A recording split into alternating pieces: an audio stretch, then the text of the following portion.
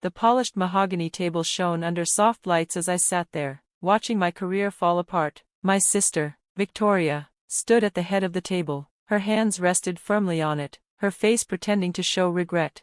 I'm Meline Carter, and today was the day my sister decided to take me down. As the new CEO of Carter Technologies, Victoria's voice filled the silent room. My first move will be to fix the problems in our leadership team. She looked straight at me, cold and calculating. Meline, your work as Chief Innovation Officer has been disappointing. I stayed still, hiding my emotions, while memories of the past 20 years flashed in my mind. Dad building the company from scratch, teaching us both everything, making us promise to protect his legacy together. It had been only 3 months since he passed, and Victoria was already breaking that promise. The numbers don't lie, she said, clicking through her slides. Your department hasn't created any big breakthroughs in a year. Our competitors are pulling ahead.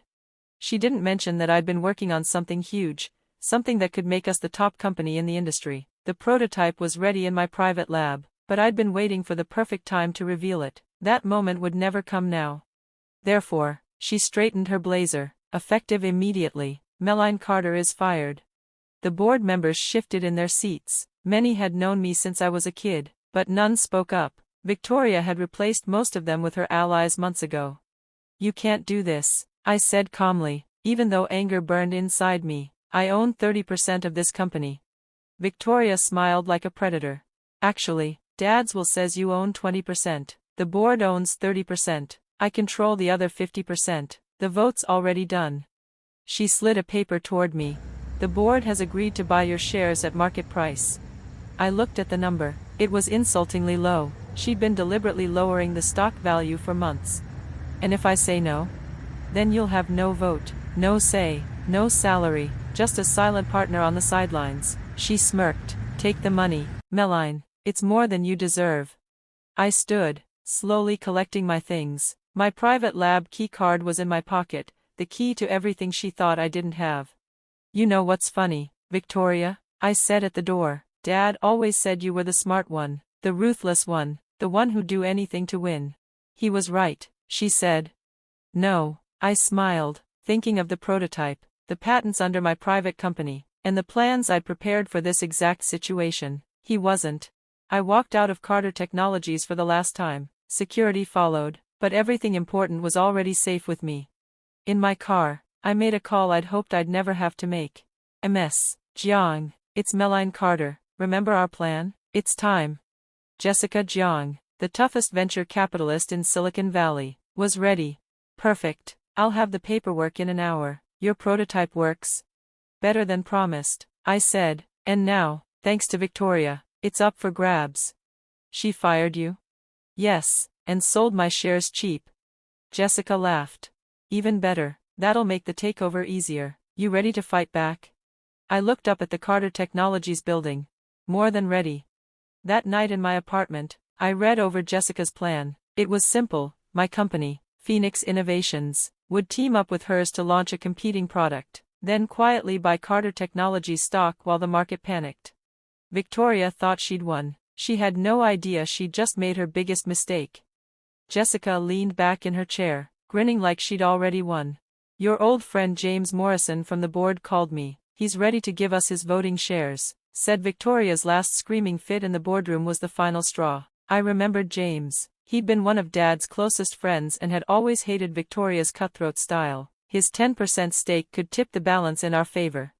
Perfect timing, I said. The product launch is next week. Once we announce Phoenix Innovations' new AI system, Carter Technologies stock will crash. Jessica finished for me, her smile sharp, and we'll be ready to buy it up.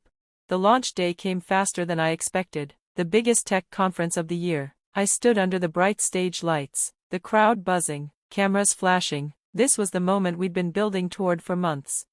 Our new AI system, I told the audience, will change the way the industry works, faster, smarter, more secure than anything else on the market.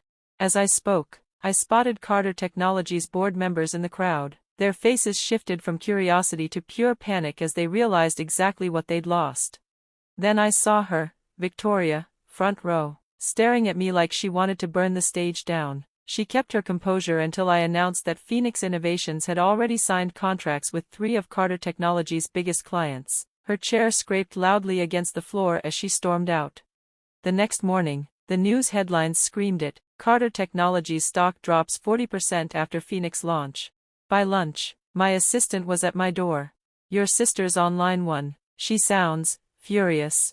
I didn't answer. She left a voicemail full of threats, accusations, and demands to know how I had stolen her clients. She still didn't get it. Those clients left her, not me. Her obsession with short-term profit had pushed them away. The hostile takeover unfolded exactly as Jessica and I planned. While Carter Technology's stock sank, our shell companies kept quietly buying shares. Board members, seeing the disaster coming, started selling, mostly to us. Victoria fought back. Of course, she rushed out half-baked products to compete with mine, but without the talented team she'd driven away. They were weak copies. She tried to sue me, but every patent was under Phoenix Innovations.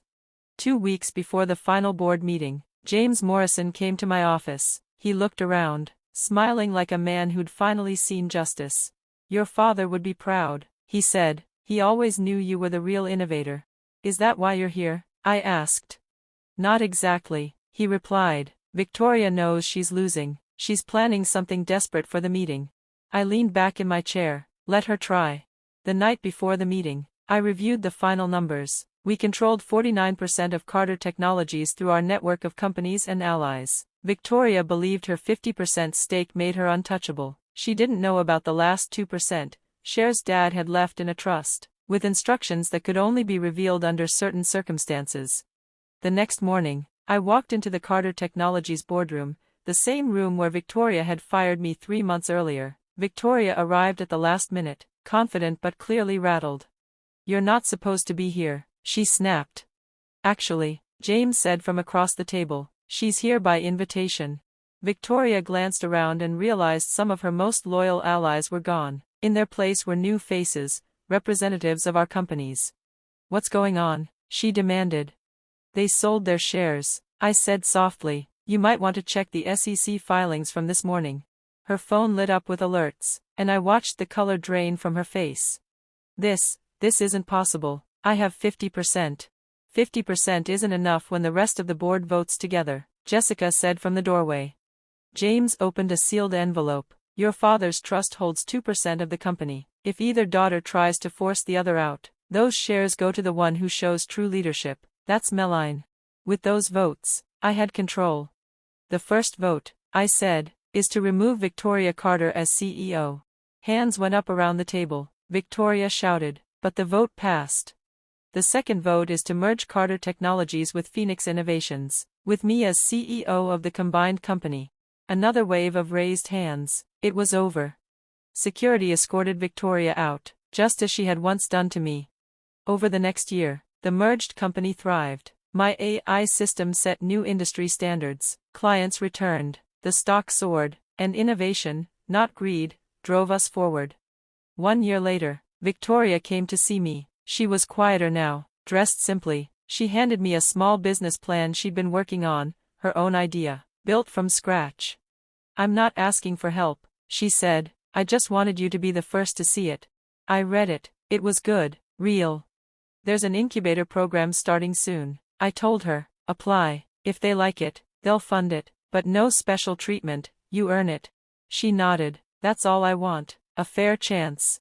As she left, I told her, "Dad would be proud, not of the past, but of what you're trying to do now." And maybe he would be. I kept his old nameplate on my desk, right beside my own, a reminder that legacies aren't given, they're built. And I was just getting started.